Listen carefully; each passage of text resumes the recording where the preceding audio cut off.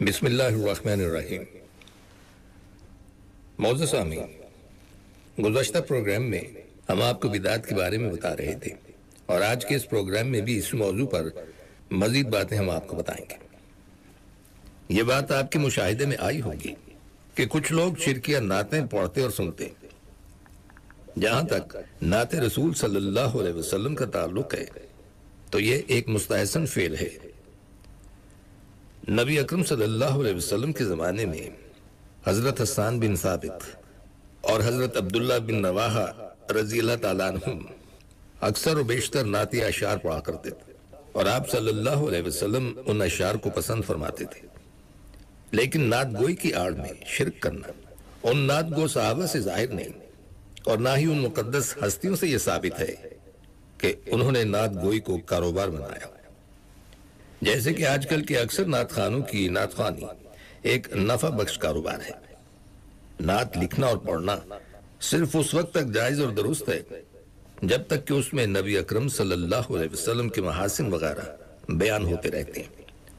لیکن جب شعراء نعت گوئی میں نبی اکرم صلی اللہ علیہ وسلم کے بارے میں اس قدر مبالغہ کریں، جیسا کہ ان اشعار میں کیا گیا ہے جو ابھی ہم پیش کریں گے، تو پھر یہ نعت گوئی کسی بھی طور پر جائز نہیں رہتی۔ ذرا یہ شعر ملاحظہ کیجئے: بھر دو جھولی میری یا محمد، تیرے در سے نہ جاؤں گا خالی۔ یہ سب تمہارا کرم ہے آقا کہ بات اب تک بنی ہوئی ہے۔ یا یہ شعر ملاحظہ کیجئے کہ اللہ کے پلے میں وحدت کے سوا کیا ہے، جو کچھ ہمیں لینا ہے لے لیں گے محمد سے۔ نعوذ باللہ، کیا اس سے بڑا بھی کوئی کفریہ کلمہ ہے؟ یہ لوگ سمجھتے ہیں کہ اس طرح کی نعت گوئی کار ثواب ہے، لیکن اصل بات یہ ہے کہ یہ بدعت بلکہ شرک ہے، اور بدعت کا ارتکاب کار جہنم ہے۔ بالخصوص شرکیہ نعتیں لکھنے والے اور پڑھنے والے تو 100% عذاب الہی کو دعوت دینے والے۔ کچھ لوگ خود ساختہ درود پڑھنے کی ترغیب دیتے۔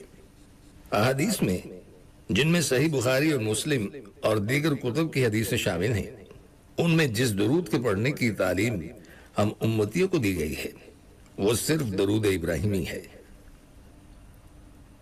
حضرت عبد الرحمن بن ابی یعلی رضی اللہ تعالیٰ عنہ سے روایت ہے کہ حضرت کعب بن عجرہ رضی اللہ تعالیٰ عنہ نے ان سے ملاقات کی اور کہا کہ کیا میں تمہیں ایک تحفہ نہ دوں جو کہ میں نے نبی اکرم صلی اللہ علیہ وسلم سے سنا ہے؟ میں نے کہا ہاں کیوں نہیں، مجھے یہ تحفہ دیجیے۔ تو کہنے لگے ایک دفعہ ہم نے نبی اکرم صلی اللہ علیہ وسلم سے سوال کیا اور پوچھا کہ اے اللہ کے رسول، ہم آپ پر اور آپ کے اہل بیت پر کس طرح درود بھیجیں؟ بے شک اللہ سبحانہ تعالیٰ نے ہمیں آپ پر سلام بھیجنا تو سکھا دیا ہے۔ تو آپ صلی اللہ علیہ وسلم نے ارشاد فرمایا کہ کہو اللہم صلی علی محمد وعلی آل محمد کما صلیت علی ابراہیم وعلی آل ابراہیم انکا حمید مجید۔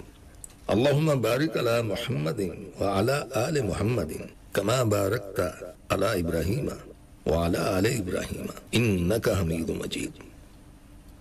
یعنی اے اللہ، رحمت بھیج محمد صلی اللہ علیہ وسلم پر اور آپ کی آل پر، جیسے کہ تو نے رحمت بھیجی ابراہیم علیہ السلام پر ان کی آل پر۔ بے شک تو تعریفوں اور بزرگیوں والا ہے۔ اے اللہ، برکت نازل فرما محمد صلی اللہ علیہ وسلم پر اور آپ کی آل پر، جیسا کہ تو نے برکت نازل فرمائی ابراہیم علیہ السلام پر اور ان کی آل پر۔ بے شک تو تعریفوں والا اور بزرگی والا ہے۔ سامعین، یہ وہ درود مبارک ہے جس کی تعلیم اللہ سبحانہ تعالیٰ نے بذریعہ حضرت جبرائیل علیہ السلام اپنے حبیب نبی اکرم صلی اللہ علیہ وسلم کو دی، اور آپ صلی اللہ علیہ وسلم نے یہ مقدس کلمات اپنی زبان مبارک سے ادا فرمائے اور اپنے صحابہ کو اس درود کی تعلیم دی۔ خود آپ صلی اللہ علیہ وسلم نے بھی اسی درود کو نماز پنجگانہ میں اپنا ورد بنایا۔ کیا اس درود سے بڑھ کر بھی کوئی اور درود ہو سکتا ہے؟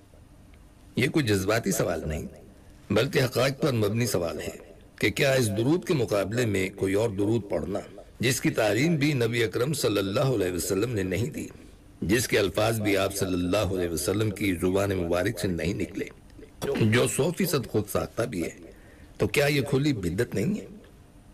وہ درود تاج ہو، درود لکھی ہو یا درود ہزاری ہو، الغرض ان میں سے کوئی درود پڑھنا ہرگز کار ثواب نہیں ہے۔ مسنون اور بہتر کو چھوڑ کر مصنوعی کو اپنانا کم عقلی اور نادانی نہیں تو اور کیا ہے؟ نبی اکرم صلی اللہ علیہ وسلم کے بیان کیے گئے درود کو چھوڑ کر خود ساختہ درود پڑھنا اور ان کی ایجاد کرنا شریعت میں اپنی جانب سے اضافہ کرنا نہیں تو پھر اور کیا ہے؟ ذرا غور کیجیے، کیا اللہ کے نزدیک ہمارے بنائے ہوئے الفاظ کا ورد زیادہ مکرم ہے، یا خود اللہ کا تعلیم فرمودہ اور نبی اکرم صلی اللہ علیہ وسلم کی زبان سے نکلا ہوا درود زیادہ مکرم اور محترم ہے؟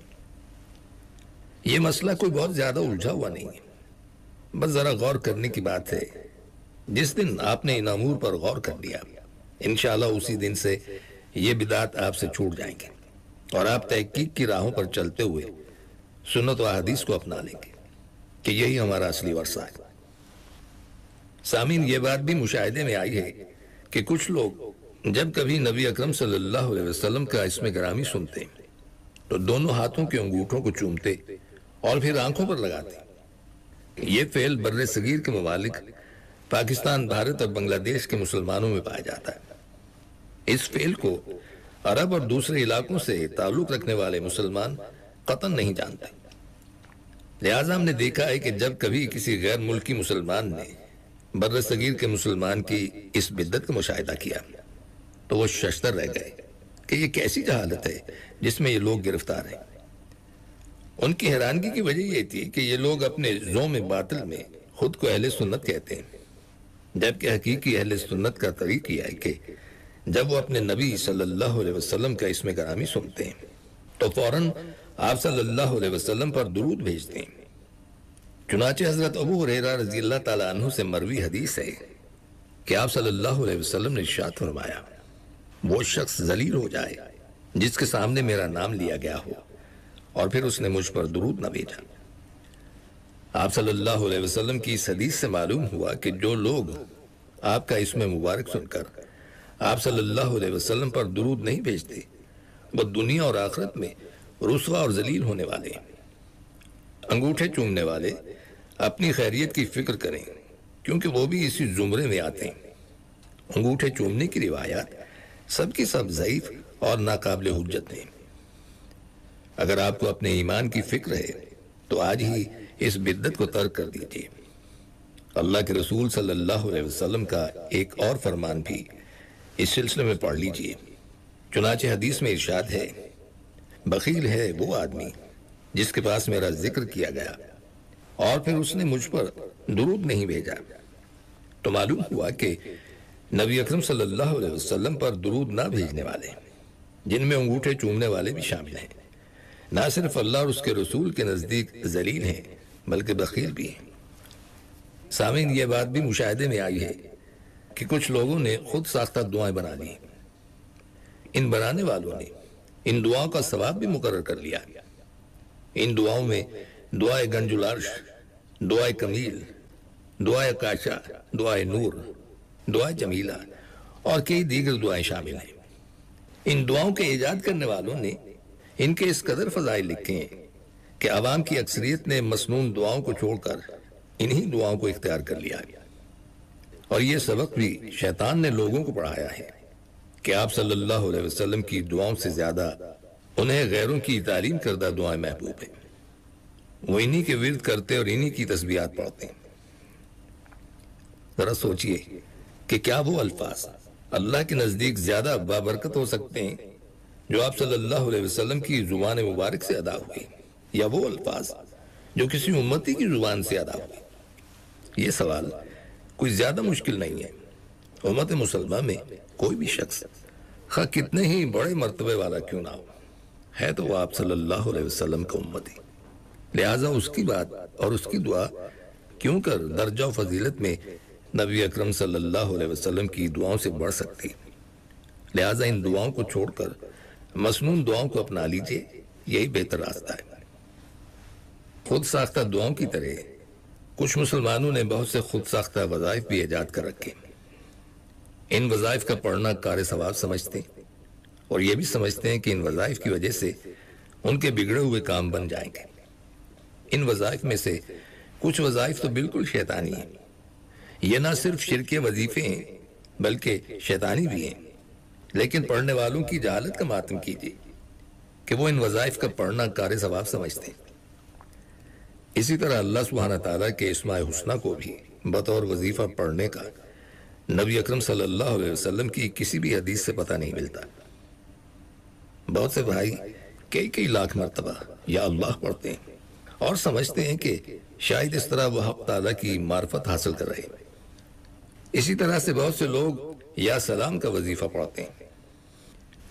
کیا یہ نیری جہالت نہیں ہے کہ ہم اللہ سبحانہ تعالیٰ کو یا سلام کہہ کر لاکھ سوا لاکھ بار صرف پکارتے ہی رہیں، لیکن اس سے آگے اس کی جناب میں کچھ بھی عرض نہ کریں؟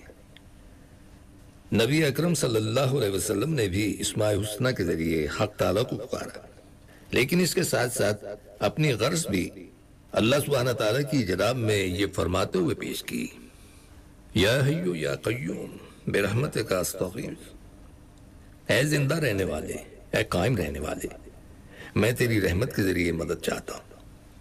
تو سامعین، یہی طریقہ ہمارا ہونا چاہیے کہ جو وظائف آپ صلی اللہ علیہ وسلم سے ثابت ہیں بس انہی کو پڑھیں، اور جو وظائف آپ صلی اللہ علیہ وسلم سے ثابت نہیں ہیں انہیں ہم فوراً چھوڑ دیں کہ ان کا پڑھنا کار ثواب نہیں ہے۔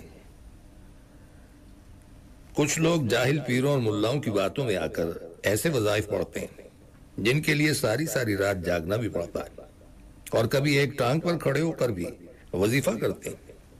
یاد رکھیے کہ ایک ٹانگ پر کھڑے ہو کر نمازیں پڑھنا اور وظیفے کرنا ہمارے نبی صلی اللہ علیہ وسلم کا طریقہ اور سنت نہیں ہے، بلکہ یہ اپنے آپ کو ایذا دینا اور اللہ سبحانہ تعالیٰ کے نزدیک گناہ ہے۔